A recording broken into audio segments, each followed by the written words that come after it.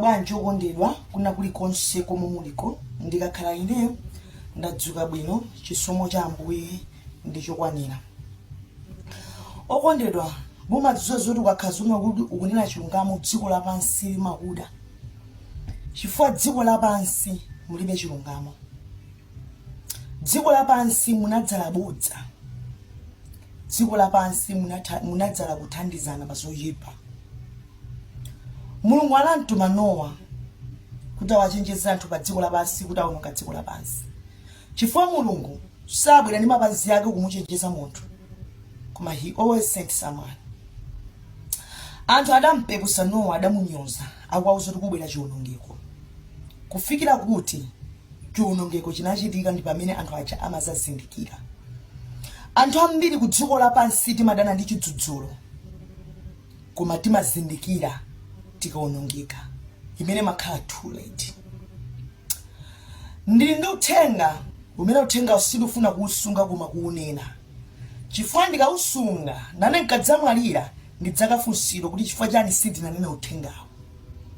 Koma wina kuti munthu wake aumve, it's either munthu yokupanga folo kapena ayi.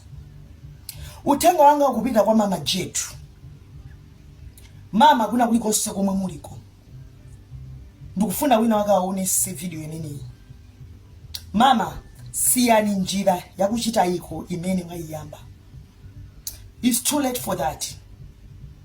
Dziko lapansi limapereka support pa zinthu zoyipa. Dziko lapansi limapereka support pa zinthu zakuchiwonongeko, koma pa zabwino silimapereka support.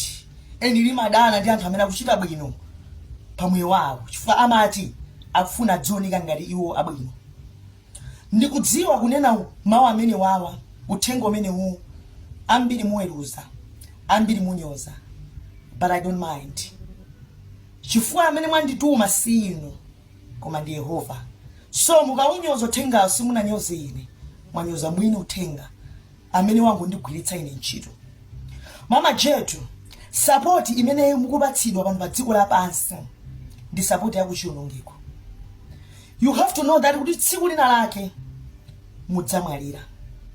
And the support imene iyi idzatha pa tsiku limene mudzayikidwa m'manda. Idzangokhala mbiri kunali Jetu.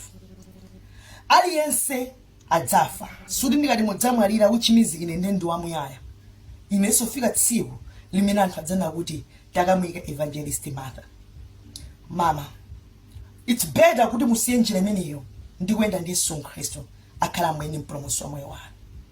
Ndipo ndikukuzani kuti munakakhala muyamba kuimba gospel palibe amene akakupanga ni follow olo kukupanga ni support.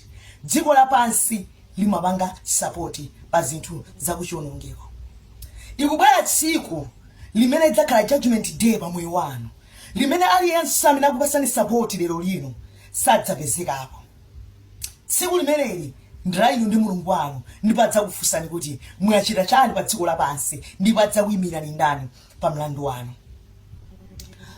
Mama, Mulungu sabwera ndi mapansi koma amatuma ake amene akudziwa uthengawo akaufikisa.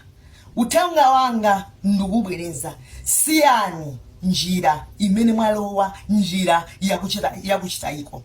Satana amabwera ndi zokhala ngati zokoma, koma sizimakhala zokoma chifukwa zimakhala za nthawi yochepa. Chifukwa iye chimene amadziwa kati kwake ndikumuba munthu. Akamuba munthu uja amadzamupha, akamupha wamuwononga pa dziko lapansi munthu uja palibenso. Inanso pamene ndili pano chipanda kudzudzulidwa ine ndakawonongeka, koma ndinadzudzulidwa ndi chisomo chimene Mulungu adanditsanulira ndinavomereza ndayenda ndi Yesu Khristu. Odala mama ndi amene amamva mawu nawachita. Odala ndi amene amamva chidzudzulo naleka njira zawo. Tsoka kwa amene akumva chidzudzulo nkukakamira tchimo. Mama ndikuwuzani muwerenge 2:15 pali nkhani ya Asa.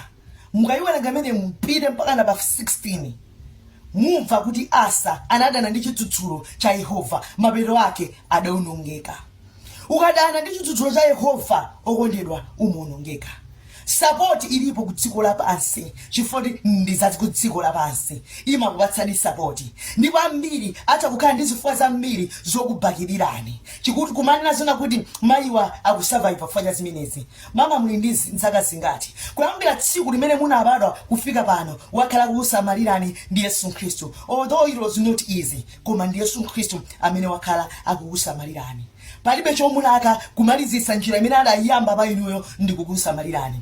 Koma nayi ichichi chimene chabwera apa pache ndi tchera la njerekezi sindaliso chokera kwa Yehova. Musaiwale koyambirira ngelo na Yesu anali Satana.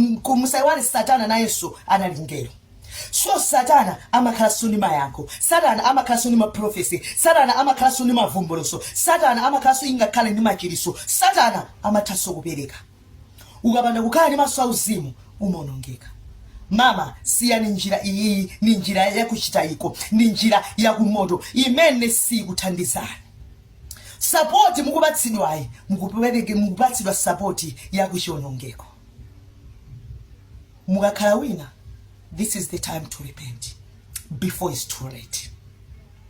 Ambiri akubakirani ndikudziwa kaona video iyi. Ambiri anyoza ndipo anthu aona ngati nzoonadi. Koma musaiwale pa nthawi ya Nowa anthuso ananyozera. Chidachitika nchani? Chidali chionongeko. Ukanyozera mawu a Mulungu okondedwa kumakhala chionongeko. Ndanena kale mupanga against message imeneyi koma simupanga against ndi ine. Chifukwa kawiri anthu amene amamuononga moto ndi amene akumpasa support. Mama, Jesus love you. Siyani njira imene ikutengerani ku chionongeko. Siyani njira imene ikutengerani ku imfa mwansanga. Siyani njira imene ikutengerani ku Gahena. Gahena ndi wake wa Satana ndi amithenga ake. Koma chifukwa Satana ali ndi phunzo mkati mwake, ali ndi kaduka mkati mwake.